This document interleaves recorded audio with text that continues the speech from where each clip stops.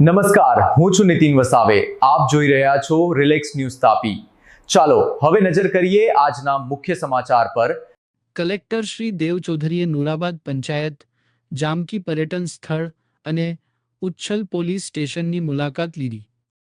તારીખ 3 તાપી જિલ્લાના કલેક્ટર શ્રી દેવ ચૌધરીએ ઉચ્છલ તાલુકાના નુરાબાદ ગ્રામ પંચાયત, જામકી પર્યટન સ્થળ અને ઉચ્છલ પોલીસ સ્ટેશનની મુલાકાત લઈને વિકાસ કાર્યો તથા કાયદો વ્યવસ્થાની સમીક્ષા કરી હતી.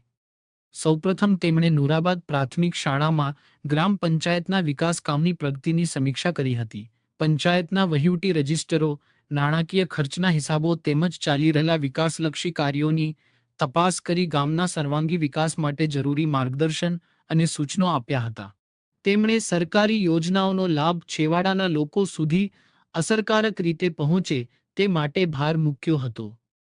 ત્યારબાદ કલેક્ટરશ્રીએ તાપી જિલ્લાના લોકપ્રિય બની રહેલા પર્યટન સ્થળ જામકીની મુલાકાત લઈને પ્રવાસીઓ માટે ઉપલબ્ધ સુવિધાઓનું નિરીક્ષણ કર્યું હતું. સ્થળના પર્યટન વિકાસ માટે જરૂરી દિશાનિર્દેશો પણ સંબંધિત અધિકારીઓને આપ્યા હતા. મુલાકાતના અંતિમ તબક્કે તેઓ ઉચ્છલ પોલીસ સ્ટેશન પહોંચ્યા હતા. અહીં તેમણે police station based support centre, lockup, કાયદો વ્યવસ્થા, સંબંધિત રજિસ્ટરો તેમજ ક્રાઇમ રેકોર્ડની વિગતવાર સમીક્ષા કરી હતી.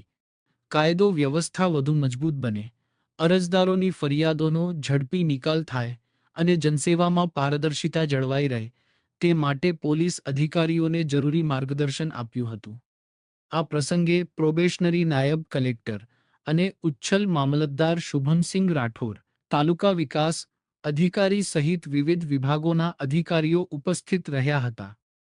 નીતિન વસાવે સાથે દીપેશ વડવી, રિલેક્સ ન્યૂઝ તાપી.